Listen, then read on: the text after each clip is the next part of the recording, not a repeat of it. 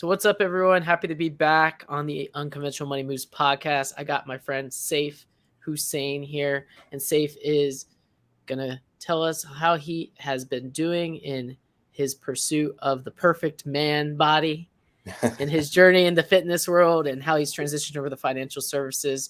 So got a real treat for you today. So Saif said he was just in the gym before the podcast, got a little pump on it, did some push-ups Yeah, himself. So Saif, where did you start bodybuilding? Let's start with that because that seems like that was your first journey into an unorthodox way of living. Because most people are never going to step onto a stage in a man bikini and flex their muscles for thousands of people. definitely. Man, first of all, I truly appreciate you giving me the opportunity to be on your podcast. And it's really awesome to share everything that I've been going through so far in my life. But to answer your question, it was really by luck. I started lifting when I was 14 years old, right? The Mm. first 4 or 5 years, I've just been lifting weights, barely not knowing what I'm doing. I didn't even know what a calorie meant, bro. Like, I didn't know how to do that, you know? And out of nowhere, that was back in Egypt. I'm from Egypt. So a friend of mine came to me and he was like, "Hey, there is a show. There's like a multinational, international company that's coming to Egypt to promote a show, and you can do that." I'm like, "I don't know anything about that, man. I don't want to do that. I just like lifting weights. I don't even have pictures of me for the first 4 years of lifting." And I used to wear big shirts and stuff. So I'm like, "Let me try." And I started studying courses and watching YouTube videos and stuff. And the first time I ever created a meal plan for me was like that. And I prepped myself that show, and somehow I won the show. It's first ever show. I was 19 years old, right? That was 10 years ago. And in the meantime, I was studying architecture. So I finished architecture, right? And through college, I was going through that stuff. And at the same time, I was playing football. So I was in the international team of football. And I was the only running back in the country.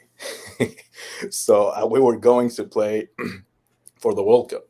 And we were supposed to do that. So I'm like, you know what? After I stepped on stage, I have felt happiness I've never felt in my life before.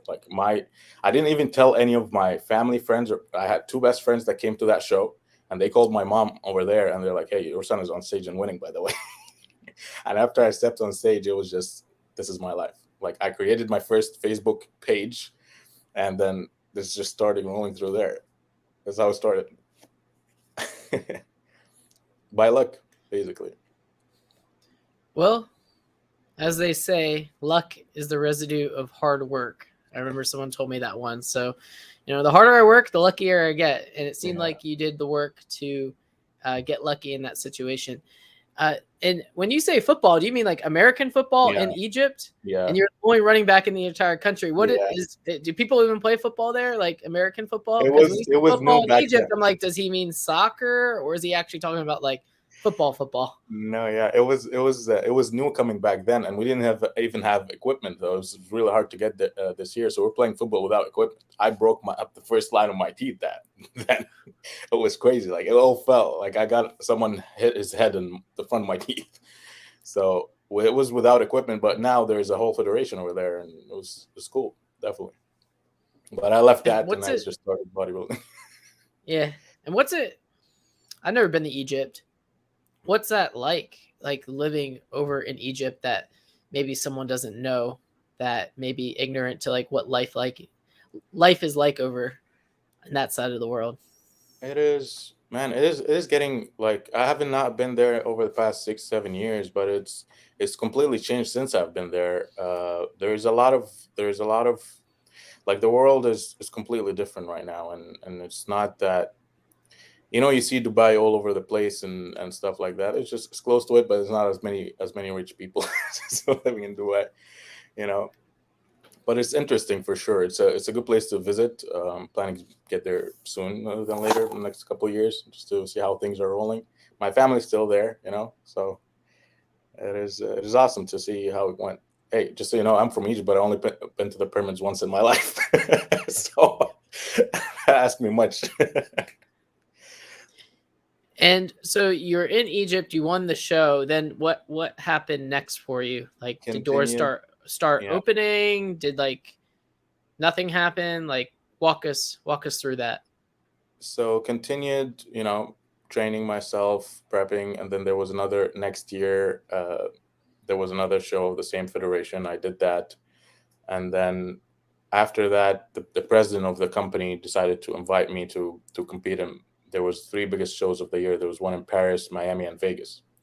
So that was back in 2016, and then I did 17 in Egypt, and then 18, 19 I did those in Paris, and then the month after that I was in Vegas, and then 27 went back to Egypt, and then 2017 I came to Miami, right? So I did 2016 Paris and Vegas at the same time, and then went back to Miami here in 2017.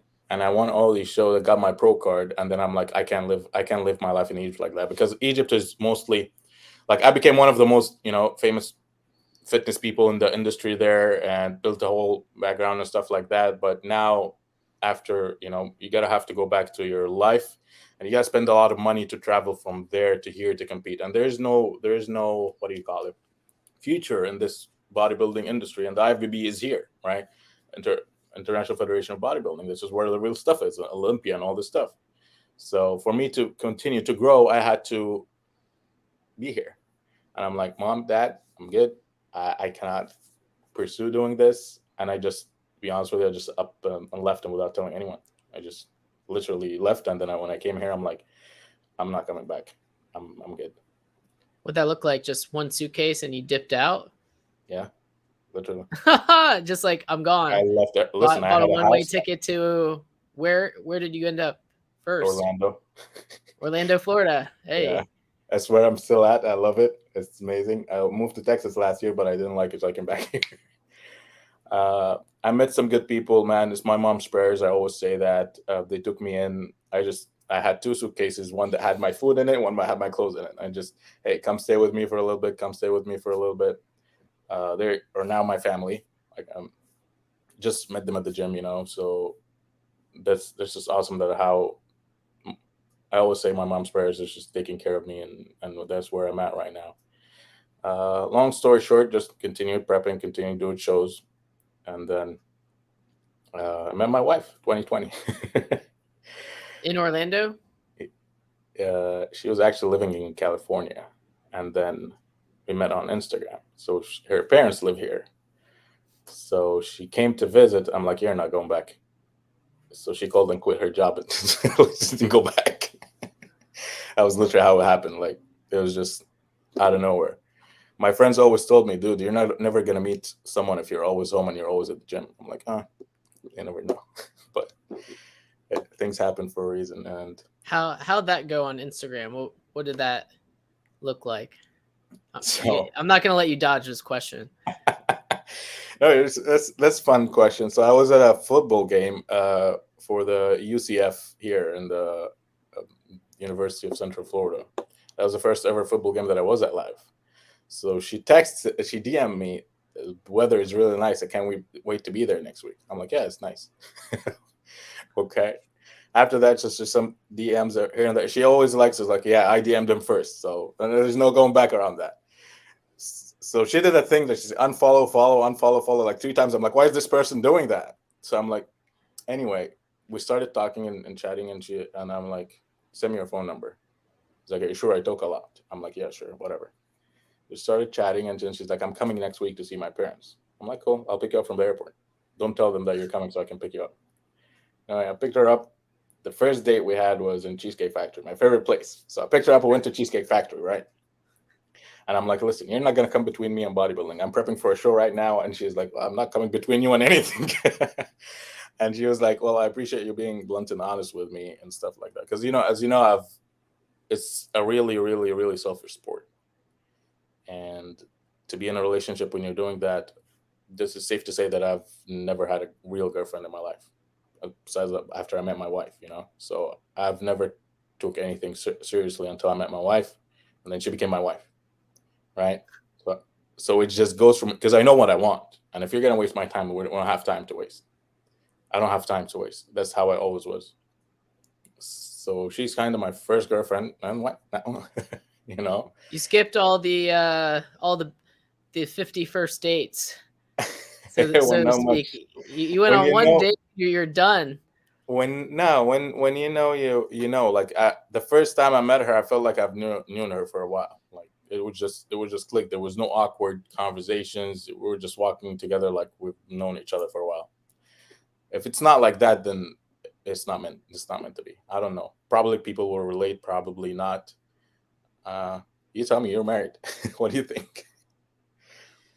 Well, my wife found me at a party and I was the DJ, and she came up to me and was like, "Hey, I think you're cute."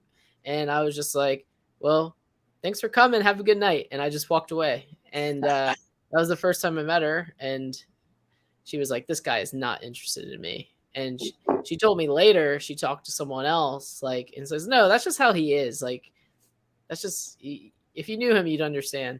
And then 5 months went by, hadn't seen her, and I was at another party. She comes up to me and was like, "Hey, I was at your party." And I was like, "Yeah, I saw you. I remember." And I eventually got her phone number, but just kind of when it happens, it happens. Yeah, And so you never planned stuff like that. no, you And then don't now have to she's your plan for wife, things so like that. Yeah, now she's my wife. yeah, Here we are. that's So, interesting. but in terms of you come to Florida, you're living in Orlando. Are you like hopping on people's couches at this point? Are you like living inside a Planet Fitness? Like, what is your life No. looking like at this point? So my cousin was here. I call him my cousin, but he's kind of like my friend that I know him from Egypt. So he's like, here's a mattress, stay on it. He had three roommates until uh, I found a roommate in the same complex where he lived at, and I moved in. No, actually, before that, I moved to some people's places around the place. But like a month and a half. It was from July to August. It was summertime. Their wives were not here. They were visiting, the other side of the world and stuff. It was like, this is a cool kid. They're just staying with me, and I started cooking and stuff and teaching them fitness stuff, and like it was awesome. Like it was really cool. He's like, who the hell is living in my house? What was that kid? It was fun, but yeah, I did that for like a couple months until I found a roommate, and then I started bartending. So all my life, I have went to bed at like 10 p.m. maximum, dude. Like, dude, it's just early riser, early going to bed. 6 months of this me started bartending from like August till April next year. I was 28, April 2018 now. I'm going to bed at like 6 in the morning, bartending lifestyle. So I go in the back, eat my meals and stuff, and just started making some money, so I can live. And then found the first roommate, and then I stayed with him for a little bit and just started grinding from there. Uh, Fast forward to April when I started prepping for my first show in Orlando here. I couldn't take it anymore. Like actually, they kind of kicked me out because I was taking more time eating in the back than I was working. So I'm like, good, that happened for a reason. And I just started putting my head down to just prep. And then I did Arnold in 20 I did the Europa here in 2018. I got fourth place. I did Arnold 2019. I got the first place. That's a huge show. That's an international show. So there was like 250 people all around the world. That was a big win for me. And then I did the same year I went to the Olympia, right? So just things started building up, and now I'm in a group of full of Olympians and stuff. It was just freaking awesome, man. Just living the dream, and life was fun at that point.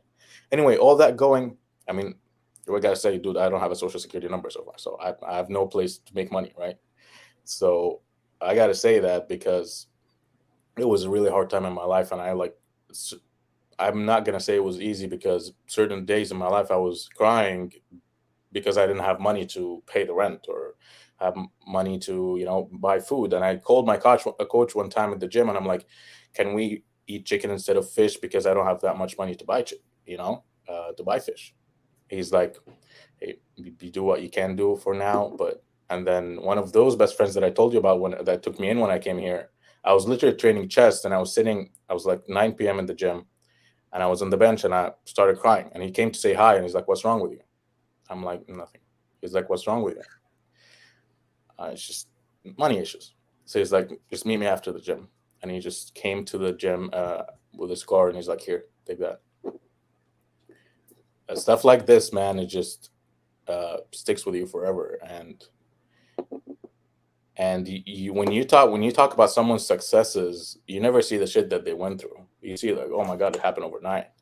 But people doesn't like it takes you like look at it that way. It takes me 16 to 20 weeks of prep every day, two times at the gym, to be on the stage for 10 seconds. People see that 10 seconds of glory, but never see the 20 weeks that I've went through, right? So whenever you're going through anything in life for that little bit of success time that you think you, or a little bit of, let's call it fame time, it takes a lot of work in the back end for you to show that. And this is where most people don't realize it, is that there's a lot of work for you to do in order even to make a sale in the life insurance industry. Like same thing, you know, I'm posting that I'm making sales here and there, but what the hell have you been? How many times did you dial? How many times did you how many no's did you get in order for you to make a sale? It's the same thing in every venture in life. You always got to put the work in, and it's never going to happen overnight. So that time of my life has passed. When I met my wife, when I got, you know, a little bit of training, of course, here and there, training clients, meeting clients, and started making some money here and there. Of course, just you present who you are. Like I'm walking in the gym, I'm the best looking person in the gym. People are gonna come to you. Can you train me, right? So I was just became a poster boy of what I do. This is who I am. Can you train me? Yeah, of course, sure. You start making money here and there just because of how you look like.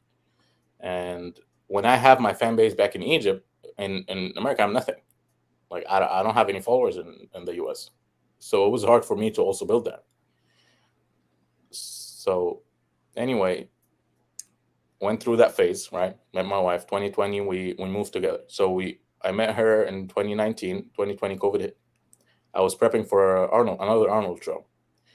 March was the Arnold. They closed down everything. I didn't do the show because I hurt my back 6 weeks before the show. I couldn't move, literally, right? Everything happens for a reason, as I say. So the money that I was going to spend on the show, almost 4 or 5 grand just for that week only, just traveling and Airbnbs and stuff. I'm like, let's move together. She was already like staying with my roommate, right, with me. So we got our first apartment. We moved together, and then I proposed to her in the same couple months in 2020. We went to the court. The court was empty, bro. Literally zero people, just three cops over there. It was super fun. Is that they pulled me over? He's like, "Are you a bodybuilder?" I'm like, "Yes." Oh, cool. Just go. You got married? I'm like, "Yeah." So that area of my life was, still fun. She helped me a lot, stood by me a lot. Definitely, I would not have been where I'm at right now without her. And go through the legal process of all this kind of stuff, and it was cool. But yeah, a little bit of. I feel like I'm in a therapy session right now. Welcome to the therapy session with Saif and Josh. Yeah. But that's interesting because a lot of people don't know, like, there's not a whole lot of money in like bodybuilding. It's more No. of just like, if you can achieve a certain status, that can open up doors for you, but it's up to you to open up those doors in terms of, securing deals or becoming some sort of influencer or becoming whatever you want to be. It's like, it allows you to do multiple things, but most people that are successful in bodybuilding make their money doing something else. It's almost like being a college athlete that doesn't make it pro, but in the bodybuilding world, you gotta be the best in order to allow yourself to fall into those sort of opportunities. Not even, bro. Like bodybuilders are brokies, 100%. You want to make money. It's just true. Like unfortunately, that's the reason I got into the fitness industry, because I liked competing, right? But competing itself doesn't make you money. You gotta pay to compete, bro. Imagine that when you're standing on the big stage, you gotta pay to become a competitor. You gotta pay to watch the show. There's no any income coming from competing at all. Just more money being spent uh, for you to step on stage. And even if you want to show, what do you get? Nothing. Like literally nothing compared to what you spend to get on stage. So fitness industry, making money, you have to create a brand for yourself, which is kind of what I did. I'm starting my own app, started my own fitness program, started my own this kind of stuff. And now when you have clients and you promote about how you look like and the social media kind of aspects of it and stuff like that, you start making money because of who you are and what you did and the track record of what you have done. Clients here and there, and then you become a trainer, you become a sponsored athlete, and become some, uh, getting some apparel lines, supplement lines, and stuff like that. Just promote this stuff, and that's how it is. But competing itself was a negative. So when I started, having that mindset shift and going from now, let's go like now let's talk to the period of where I got my work permit, right, where I can legally work. It's 2021 now. Am I giving away the reason I came to the US or what? Now this is like I don't know what I'm doing with my life. Here's the shift in my mindset, right? Who am I? What am I doing? I'm here because of this. This is my dream to be one of the greatest here. But bro, knees not working, elbows not working, back to herniated discs, everything that is making me miserable. I don't even want to work out. I hate the gym now. Like I literally hate it. Mm. The leaner I get, the more it hurts because I'm dry. I don't have any lubrications between my joints. So I did the last show in end of 2021. Did two shows in December. And I stepped on stage and I was just being miserable, bro. I hated every second of it. I didn't want to pose. I just wanted to get off stage. But at the same time, this is the only thing that I know how to do. I, so I'm like, who am I anymore? It was just a crazy time in my life. And I told my wife, I'm like, I don't know what I'm doing. I have no idea what I want to do in my life right now. So me being me, I just living my life like I'm prepping all the time and being on meal plan and working out and stuff like that, just going through the motion, not without a goal. And this is something that I hate about myself. Like, if I don't have a goal, I don't want to wake up. I know where I want to be next year. I know what I want to do. It just keeps me motivated. Even when I'm working out, I always want to have a goal at the gym, what physique wise, weight wise, whatever it is, or else you're just wasting your time doing whatever you want to do. If you just wake up every day is the same without having an end goal to it, if your goal is just to pay bills, then man, your life is miserable. But it is. You always have to find the why in what you're doing, so that when the time hits you and you get that negative thoughts in your head and you just feel like shit, why am I going to continue doing this? You got to have a strong why for you. You have a why you're having that podcast on. Because when you don't feel like being on, it was like, I don't feel like talking to Safe today. I was just, but I got to do what I got to do. And you remember why you're doing this. So awesome. I'm going to continue doing it. Now, this is fun. Imagine doing something that's not fun. Right? Well, true. Sometimes you got to do things that aren't fun. At the same time, it appears to me you're going through like almost like a loss of a dream, like giving up a dream. Like for me, I knew I wasn't going to be an athlete very early. Yeah. Like, because I went to like a huge high school, like over 4,000 people at my high school. Yeah. Wow. So like I knew like for me, like, I was above average athletic, but I saw like people who look like grown men at like 18 years old. And I was like, yeah, like, no. So I knew my place very quickly. So I mean, that's extremely difficult to deal with loss of something that you worked your entire life for and achieved a high level of success of doing. Yeah. But now you're at a decision of like, how do I take what I've learned through bodybuilding and translate that into something else? Exactly. So the discipline part of it, right? So here's what happened. So me going through, let's just transition now to me not knowing what I'm doing, right? So I came across uh, an opportunity to become, hey, work from home, do anything that you want to do, become your own boss. I safe to say, I've never worked for anyone, like except those 6 months that I did bartend, right? But I've never did a 9 to 5 job. I've never had a salary. I've never had that kind of thing in my life. So my personality just doesn't work with being told what to do. This is who I am. It's fine. Some people are like that. So my life, I've never had a for sure thing coming in, right? You always has clients come in, clients come up, clients come down. Sometimes you're making more than, sometimes you're making less. You never know. Keeps it exciting, but at the same time, work. Now I'm married. Now I'm starting a family. Now there's other person to take care of, right? Now I'm gonna become a man. So when you go from getting out of that bubble zone of just prepping and focusing on yourself, now you want to have a life. At the end of it, when you sit and you're sick and you broke my back and I did a couple of surgeries and I'm staying home and my phone never rang, bro. I can let my phone be for 2 weeks and you'll never get a phone call. What kind of life is that? I always told my friend, if I die, no one will ever know. Like, this is real. No one will ever know that I'm disappeared. Imagine having tons of fans and everyone is around you, know who you are, but at the same time, there is no real person in your life. I have two, maybe three best friends. That's it. My wife is one of them. I don't have people in my real close circle of my life. I'm just two or three people that I trust, and that's it in my life, right? So this is how it should be. You call friends when you have millions of followers and stuff, and then you're nothing at the end of it. Like us, like it doesn't matter at the end of the day. These numbers doesn't matter unless when you're feeling sick and you're tired and you're in the bottom, you hit rock bottom, and then who's gonna show up at that time? Yeah, it's a good thing to have only a few real friends because you don't have people hitting you up all the time.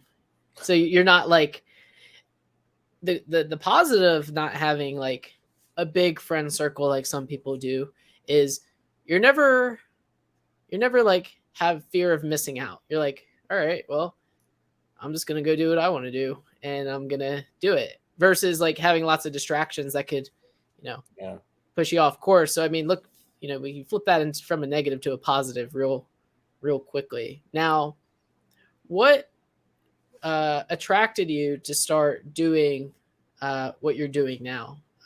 Is it so just like it looks like a financial good way to make services. money? Is it just an Yeah, so let's opportunity? let's jump Just into trying the, it the out? switch, right? The last year and a half now, where everything started changing and my bank account started growing, right?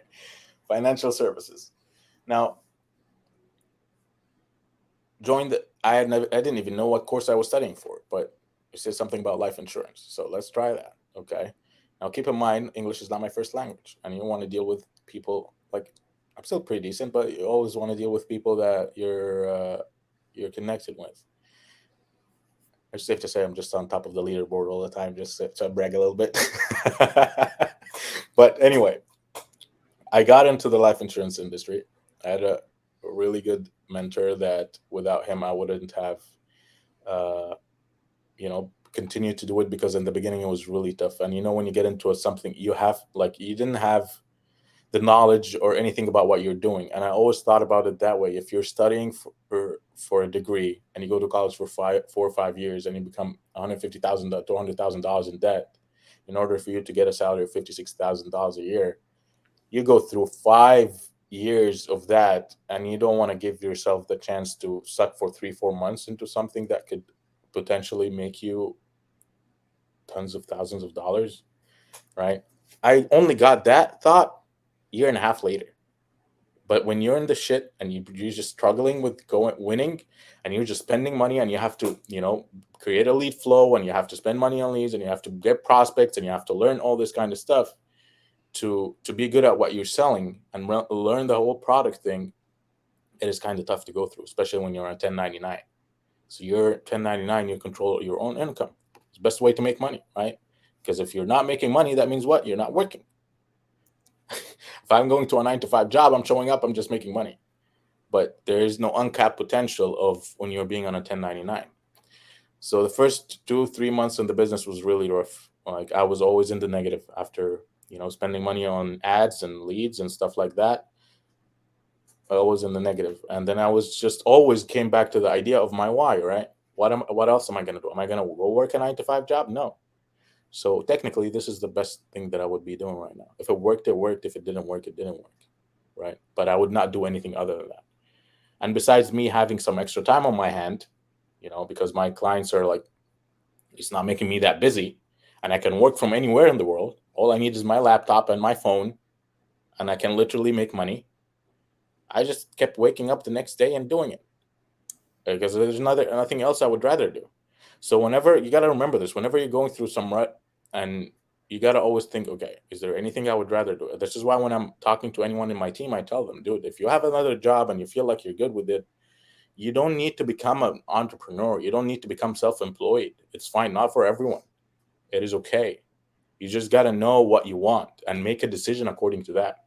You have to suck until you don't suck. This is normal in anything you do in life. You don't start bodybuilding, you become a Mr. Olympia the next month. you know? So you have to suck in anything that you do in your life in the beginning. This is normal. This is okay. But consistency, what does it do, man? You're always going to prevail. Okay? Unless you're one of the lucky people that just start and become awesome at what you do. But there's a few people that are just naturally, just like my wife, naturally awesome. You know? It's just good. So when you were struggling, was there anything that you were doing incorrectly that you made a small adjustment and that started to help you turn things around a little bit? Sales wise, Just in generally, just it could be sales, it could be whatever. Like what was there like a, you know, what happened that allowed you to like switch from negative to positive? I always have that, uh, and I'm pretty sure everyone does, fuck it moment. Yeah. Yeah, so fuck this shit. I always say that, and then I just close whatever I'm doing and just take a moment. Maybe take the day off. Maybe take a couple days off, which I did a lot, right? And then when you calm down and you get out of those, everyone has negative thoughts. It is normal in us. But what is going to control your actions, right? Because the negative thoughts only affect you. It's not going to affect anyone else. So what are your actions after that is gonna determine how you're gonna prevail or not, right? Are you gonna become a mediocre person and just sit back and become a loser, or are you meant to do more than for your life? Because life is a game. I'm honestly, I think life is a game, and you just want to keep winning until you die. So figure out what game you want to play. I just decided to play the money game. I I didn't I didn't. You don't come from a financially literate uh, family when you trade your time for money, right? Not most people have that financial literacy in their family. They just want to work and make money, work and make money, take the kids to school, work and make money. But and then what? I've never wanted to be like that. That's why main reason I'm like I don't want to do a 9 to 5 job, and then I left and I wanted to become a bodybuilder. Life is more fun when it's not unpredictable. When it's unpredictable, I don't know what's next year holding for me, but I know that what I'm doing now is, working, and then now I have, okay, now when you're on the one road straight and you have a goal for it. That's why when I always prep for a show, I'm always thinking till the next 3 months till I step on stage. Someone tells me, what are you going to eat after stage? I'm like, I don't care. I just want to get there first. What's going to happen after that, I don't know. So now it's more fun when you learn the money game. You learn how to have a good, first thing you want to figure out is have a good vehicle that would earn you an uncapped potential of money, or income, and that's going to be determined upon your time spent doing this. Figure that, figure where to put your money to make your money. That's it. And to a certain point of your life, you're going to stop trading money for time for money, and then that's it. This is where it went. But if you just spend money that you make, then there's no, what is it and what? Am I going to work for the rest of my life? All the financially free people are just have it. They make money. If you don't make money while you're asleep, you're broke. You got to figure out how to make money when you're sleeping. Yeah, I mean, that's essentially where I'm at now is I test myself to see how low can I live. Like, is it $2,000 a month, which is Yeah. $24,000 a year? Is it 3,000? I'm constantly testing like how low can I live so that I can take as much money as possible to reinvest into different things to get my time back, whether that's hire someone to go find me leads so I don't have to make the calls, Yeah. or getting a virtual assistant to reach out to potential podcast guests. Yeah. So it's all about, for me, buying time Delegating. back.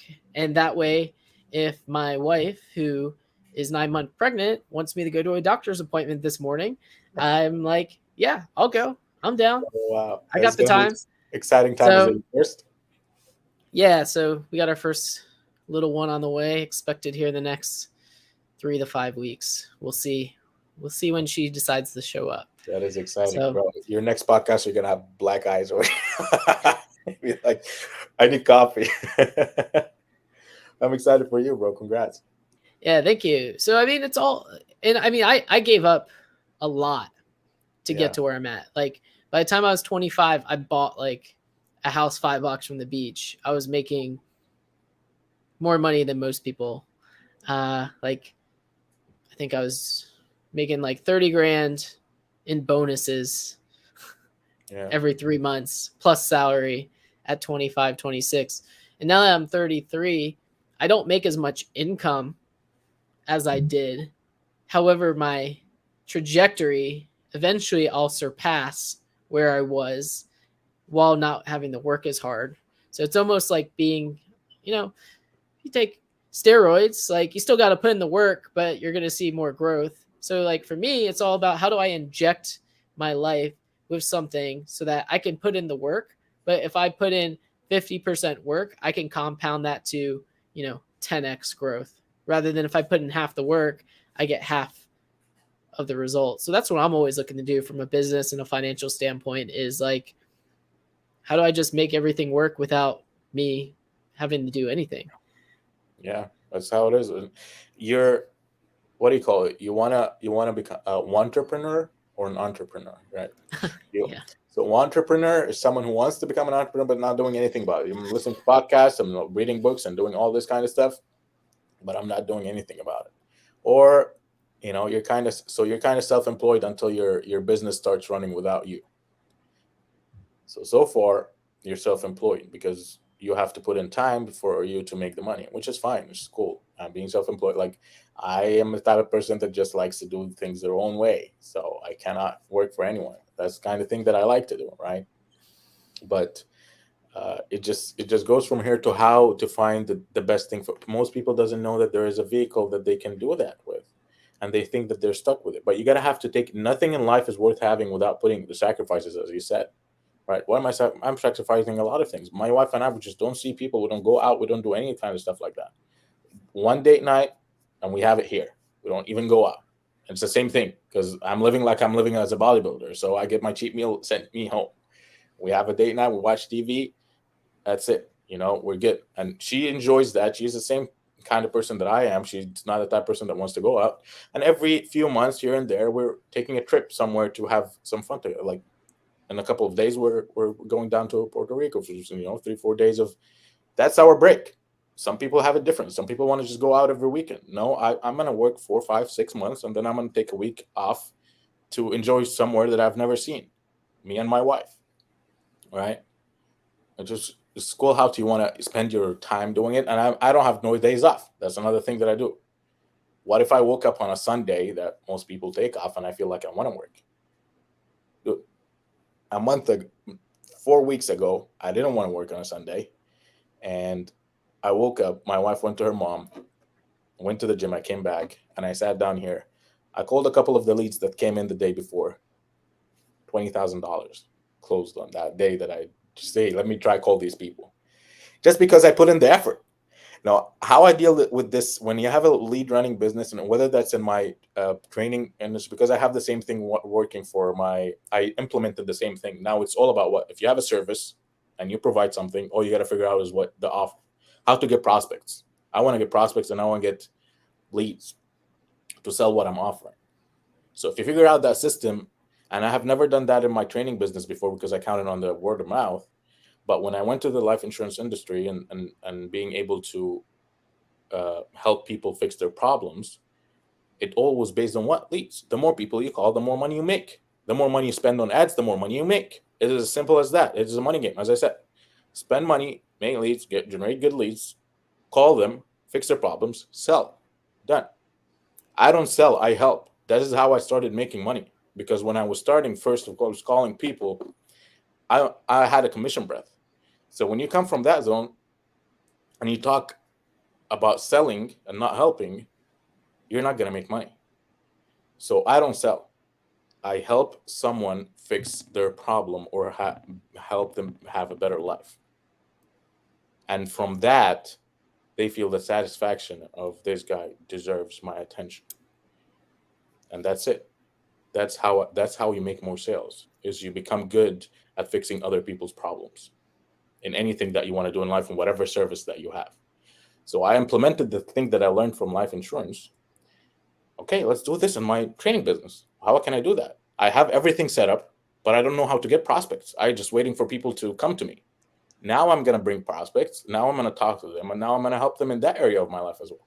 Dude, if you want me to help you make you look good, I'm gonna help you do that. If you want me to help you make money, I'm gonna help you do that as well.